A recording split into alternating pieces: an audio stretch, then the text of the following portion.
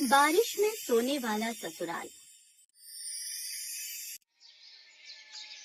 ममता जैसे ही ब्याह कर अपने ससुराल पहुंची तो देखा उसके ससुराल में चारों तरफ दीवारें थी, बहुत सारे कमरे थे, हर कमरे में बेड था, अलमारी थी, बहुत अच्छा किचन भी बना था, लेकिन पूरे घर में कहीं पर भी छत नहीं थी।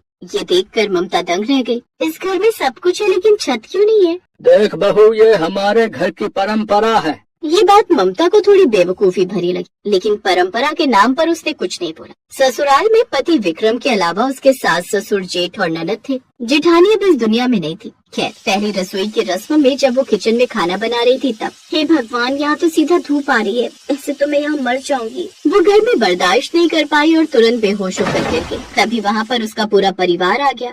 आजकल की लड़कियों में दम ही नहीं होता। पायल, एक बाल्टी पानी भर के डाल दे, इससे होश आ जाएगा। फिर जल्दी से बोल, खाना बनाए। हाँ, बहुत तेज भूख लगी है हमें। हाँ पापा। पायल ने एक बाल्टी भरकर पानी ममता के ऊपर डाल दिया, जिससे उसे होश आया। ममता को उन लोगों का बिहेवियर ठीक नहीं लगा। किसी तरह उसने खाना बना लिया और सबने खा भी लिया। आज विक्रम और ममता की सुहाग रात थी। सुहाग रात मनाने के बाद जैसे ही उनकी आंख लगी, वैसे ही अचानक मूसलाधार बारिश होने लगी।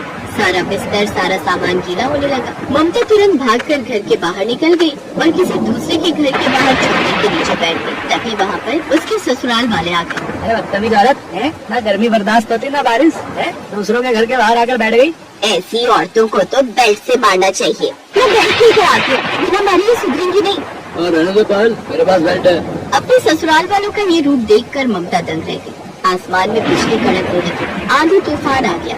ससुराल वाले ममता को घसीटकर वापस घर के अंदर ले गए और सारी रात वो लोग बारिश में सोए। लेकिन ममता को नींद नहीं आ रही थी। वो सुबह तक ऐसे ही बैठी रही। फिर दोपहर को उसका परिवार कहीं चला गया। मेरे ससुराल में तो हर कोई बदतमीज है। पूरे गांव में हर किसी के घर में छत है, सिर्फ हमारे घर में नहीं। पता तो करना ही पड़ेगा। ममता अपने घर के बाहर खड़ी हो गई। तभी वहाँ से कुछ औरतें गुजरी। ममता ने उन औरतों को बुला लिया। सुनिए, मैं आप लोगों से एक बात जानना चाहती हूँ कि हमारे घर में छत क्यों नहीं है? क्या सच में हमारे परिवार की ऐसी कोई परंपरा है?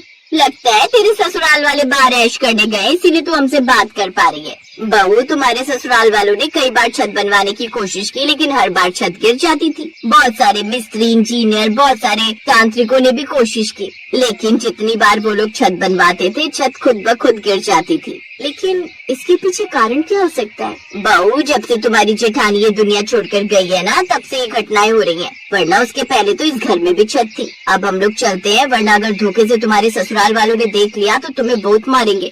इतना बोलकर वो औरतें वहाँ से चली गयी। फिर धीरे धीरे शाम हो गई और ममता ने खाना बनाकर रख लिया। तभी उसके ससुराल वाले पी कर आए। सब लोग खाना खाने लगे।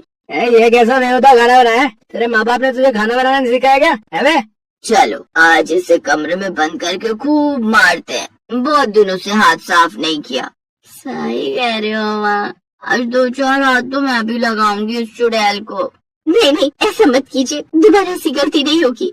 चुप कर बेगारत औरत, हम माफ नहीं करने वाले हैं। हमारे हाथों में खुजली हो रही। सारा परिवार मिलकर ममता को मारने लगा। ममता जोर जोर से चिल्लाने लगी। तभी अचानक आसमान में बिजली कड़की और बहुत तेज घनघोर बारिश हुई। तो इस तरह ममता पर वो लोग हर दिन जुल्म करने लगे। दोपहर में खाना बनाते वक्त गर्मी की वजह से वो बेहोश भी हो जाती थी, और जब भी पानी बरसता था तो रात भर वो पानी में भीगती रहती थी। उसकी हालत बहुत खराब हो चुकी थी। फिर एक रोज जब उसके ससुराल वाले कहीं गए हुए थे, तब मेरे ससुराल वालों का जरूर कोई न कोई रहस्य है, मुझे उस रहस्य से पर्दा उठाना ही होगा। ममता उस घर के हर कमरे की तलाशी लेने लगी। तभी उसे एक पुरानी डायरी मिली। वो डायरी उसकी जेठानी ने लिखी थी। जब तक मेरी आत्मा को शांति नहीं मिलेगी, तब तक इस घर की छत नहीं टिकेगी। जब जब इस घर की बहुओं पर अत्याचार होगा, तब तक आंधी तूफान तेज होगा। जिस दिन इस घर की किसी बहू ने इन लोगों का विरोध कर दिया, उसी वक्त बारिश थम जाएगी। दरअसल कुछ साल पहले जो हरकतें ममता के साथ हो रही थी, वही हरकतें उसकी जेठानी के साथ होती थी। इन सब से तंग आकर उसकी जेठानी ने एक डायरी लिखकर उसी घर में कहीं छुपा दी और फिर उसने खुद को खत्म कर लिया। अब ममता वो डायरी पढ़ चुकी थी।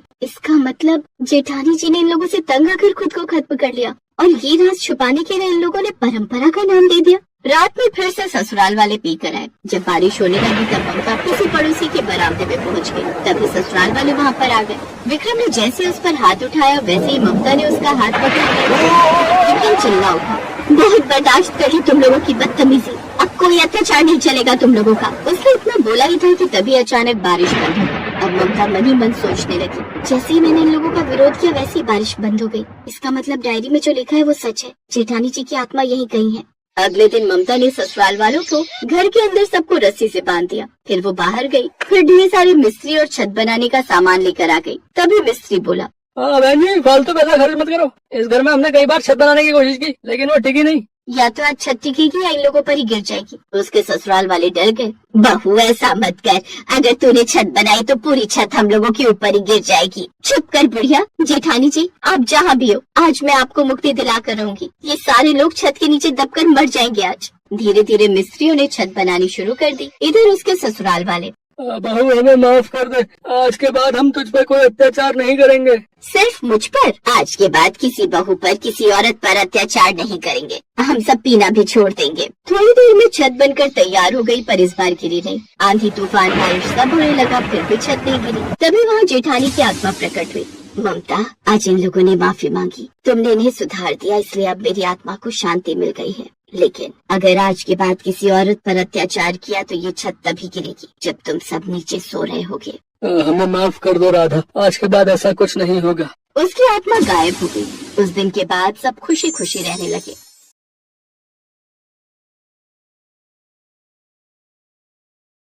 मुंबई शहर में मॉनसून आया नहीं कि बारिश का कहर बरसने लगता है। घनश्याम की पत्नी सुमित्रा, 2 छोटे बच्चे और बूढ़े माँ बाप मुंबई में एक पुरानी बस्ती में रहते थे। सुमित्रा ला दे, अम्मा की कौन सी दवाई लानी है? एक तो वैसे ही काम नहीं, ऊपर से दवाइयों का खर्चा नहीं निपटता। ये पर्चा और ये पैसे काम से मिले थे, इन्हीं का राशन लाना है और जो पैसे बचेंगे अम्मा की दवाई ले आना। चल जा रहा हूँ, ले आऊंगा। सुमित्रा, तूने आज फिर घनश्याम के हाथों में पैसे कैसे पकड़ा दिए? तुझे पता तो है फिर मदन के साथ जाकर कच्ची शराब पी आएगा या पत्ते खेलने बैठ जाएगा। क्या करूँ बापू, जबरदस्ती ले गए कि मैं ही लाऊंगा घर का सामान। पर सुमित्रा, बारिश की वजह से कब हम पर मुसीबत आ जाए, कौन देख कर आया है। माँ, बहुत भूख लगी है। माँ, मुझे भी। बंटी, ये 10 रुपए ले, साथ वाली दुकान से छोटी डबल रोटी ले आ। बंटी बराबर की दुकान से डबल रोटी ले आता है। सुमित्रा थोड़े से रखे दूध की चाय बनाकर बच्चों को चाय ब्रेड खिला देती है। दिन बीत जाता है, शाम होने को आ जाती है, पर घनश्याम का कुछ पता नहीं कहाँ गया। रात के 7 बजे।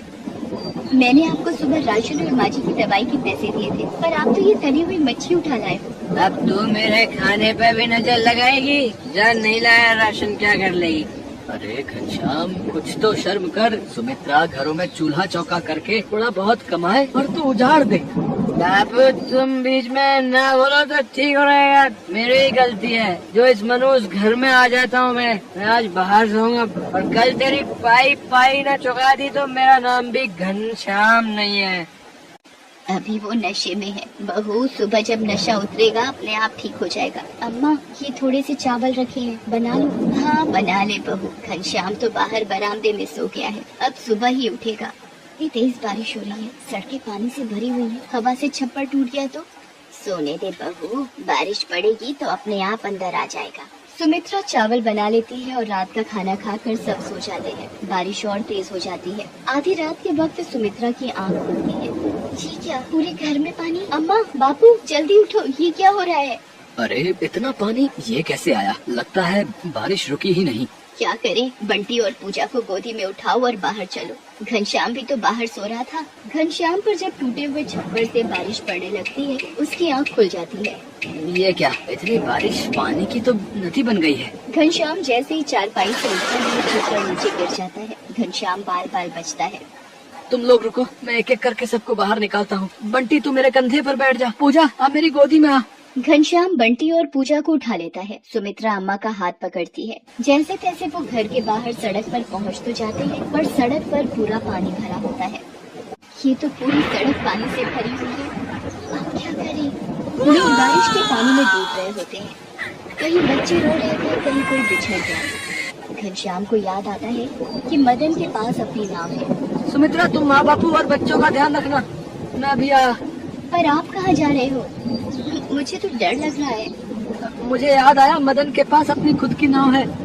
अगर माँ बापू को उसमें उठाकर किसी सुरक्षित जगह पर भेज दे, तो हम तो जैसे तैसे चले ही जाएंगे। घनश्याम तैरता हुआ मदन के घर पहुंचता है। अरे, लगता है मदन नाव में जाने की तैयारी कर रहा है। मदन, माँ बापू को भी अपनी नाव में बिठा ले। मैं सुमित्रा और बच्चों को लेकर तेरे पास पहुंचता हूँ। घनश्याम यार, वो सुरेखा और बच्चे कुछ जरूरी सामान भी नाव में रख चुके हैं। अब तो नाव में बिल्कुल भी जगह नहीं है। माफ करना। अच्छा, पानी का बहाव तेज हो रहा है, अब मैं चलता हूँ। मदन घनश्याम को साफ मना करके अपने बीवी बच्चों के साथ नाव पर निकल जाता है। घनश्याम वापस आ जाता है। देखा तूने, यारी दोस्ती पालने का नतीजा। आज ऊपर दगा दे गया वो तुझे बिगाड़ने वाला। अब तो घनश्याम और भी घबरा गया कि कैसे अपने परिवार को बचाए। कोशिश करके एक दूसरे का हाथ पकड़कर वो थोड़ा आगे बढ़ते हैं। सड़क की दूसरी तरफ जाने वाला पुल भी टूटकर रास्ते में गिरा हुआ होता है। अब क्या करें, कैसे उस पार जाएंगे? घबराओ नहीं, एक दूसरे का बस हाथ पकड़े रहो। चलते चलते वो देखते हैं एक रस्सी के सहारे लोगों को सड़क के उस पार ले जाया जा रहा है। इस रस्सी की सहायता से धीरे धीरे आगे बढ़ते रहिए। हाँ जी माता जी, लाओ हाथ तो ध्यान से। रेस्क्यू टीम धीरे धीरे रस्सी की सहायता से सबको सड़क के दूसरे किनारे पहुंचाती है। तभी अम्मा, बापू, वो देखो हेलीकॉप्टर। ये सब लोग हमारी मदद करने के लिए ही आए हैं। हेलीकॉप्टर से रेस्क्यू टीम सभी बस्ती वालों को बाहर निकाल रही है और एक सुरक्षित स्थान पर घनश्याम और उसके परिवार को छोड़ दिया। शुक्र है, ये बचाव कर्मी अगर ना होते तो हमें कौन बचाता। आज भगवान ने भी हमारा साथ दिया है इन सुरक्षा कर्मियों को भेजकर। पर अब हम क्या करेंगे, वो बस्ती तो उजड़ गई। सुमित्रा, आज मुझे भी समझ आ गया है कि कुछ मित्र सिर्फ मतलब के लिए ही साथ रहते हैं। पर अब हम क्या करेंगे, वो बस्ती तो उजड़ गई। हिम्मत मत हार सुमित्रा, हम यहाँ कहीं आसपास की बस्ती में घर ले लेंगे। मैं वादा करता हूँ, शराब और जुए को कभी हाथ नहीं लगाऊंगा। खूब मेहनत करूंगा ताकि तुम सबको भरपेट भोजन मिल सके। कुछ दिन बाद जब बारिश रुक गई तब घनश्याम ने काम ढूंढना शुरू किया और एक बस्ती में किराए पर कमरा भी ले लिया। बारिश का पानी तो थम गया था, पर जिंदगी को चलने के लिए ताकत की जरूरत फिर से हासिल करनी थी।